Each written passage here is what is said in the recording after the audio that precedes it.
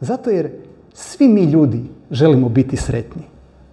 To nam je svima zajedničko, svim ljudima i svim živim bićima.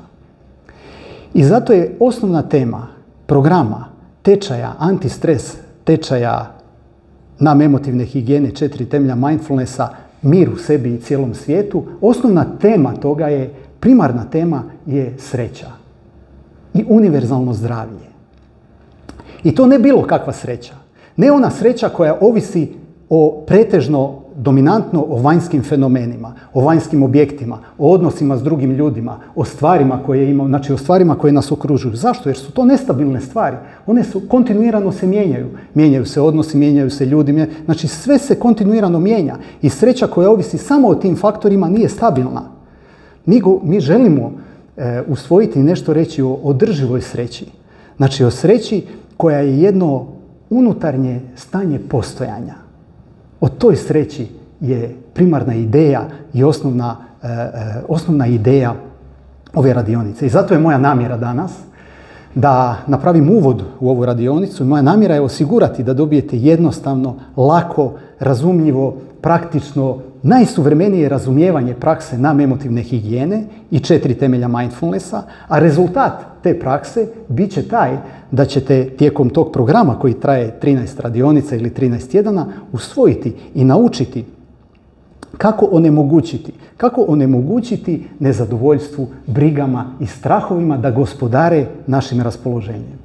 Nasuprot tome, ono što ćemo uvježbavati i usvajati je način razmišljanja koji osigurava unutarnji mir, zadovoljstvo, uspjeh i samopouzdanje, čak i u vremenima koja su nesigurna i koja su nepredvidljiva kao što su ova danas u kojima živimo.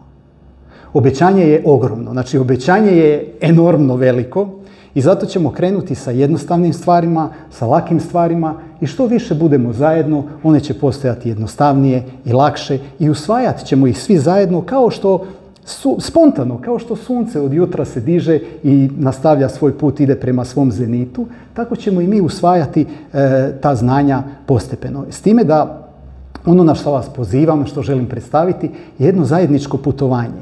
Kao jedno zajedničko putovanje, kao avionom da idemo negdje na putovanje, daleko iznad ograničenja tijela i briga uma.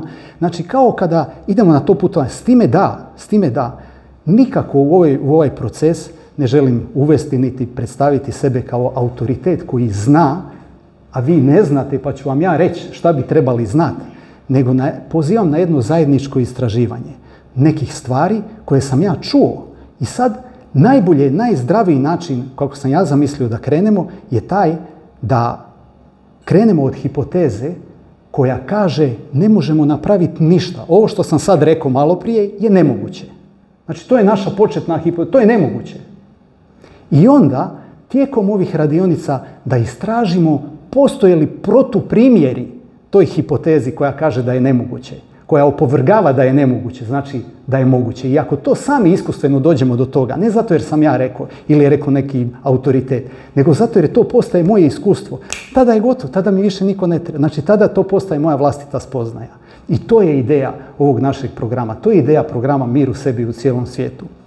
On je, dakle, jedan model, jedan način razmišljanja koji onemogućava mentalnoj bijedi da se manifestira u ljudskom umu. To je cilj koji želimo ostvariti. Zato